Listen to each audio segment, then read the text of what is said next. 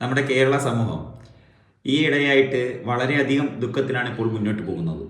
നമുക്കറിയാം, കുറച്ച് ദിവസങ്ങൾക്ക് മുമ്പ് വയനാട് നടന്നിട്ടുള്ള ഉരുൾപൊട്ടൽ, ഇതിനോട് സംബന്ധമായിട്ട് നിരവധി പ്രശ്നങ്ങളിലൂടെയാണ് നമ്മുടെ സംസ്ഥാനം കടന്നു പോകുന്നത്.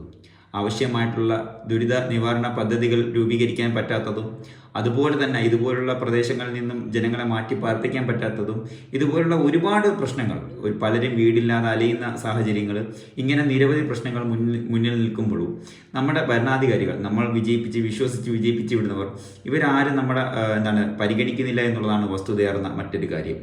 സുരേഷ് ഗോപി എന്ന് പറയുന്ന ഒരു MP നമുക്ക് കേരളത്തിനായിട്ട് തന്നിട്ടുള്ള ഒരു സഹമന്ത്രിയും കൂടിയാണ്, കേന്ദ്ര സഹമന്ത്രിയും കൂടിയാണ്. അയാൾ വരെയും ഈ ഉരുൾപൊട്ടിയ മേഖലകൾ സന്ദർശിച്ചു, പ്രധാനമന്ത്രി സന്ദർശിച്ചു. എന്നിട്ടും അതിനു വേണ്ടിയിട്ട് ഇവർ ആരും ഒന്നും ചെയ്തില്ല എന്നുള്ളതാണ് സത്യാവസ്ഥ. കഴിഞ്ഞ ദിവസം സുരേഷ് ഗോപി 8 മാസത്തിന് ശേഷം നടക്കാനിരിക്കുന്ന പൂരത്തിനെ കുറിച്ച് വാചാലനാകുന്നത്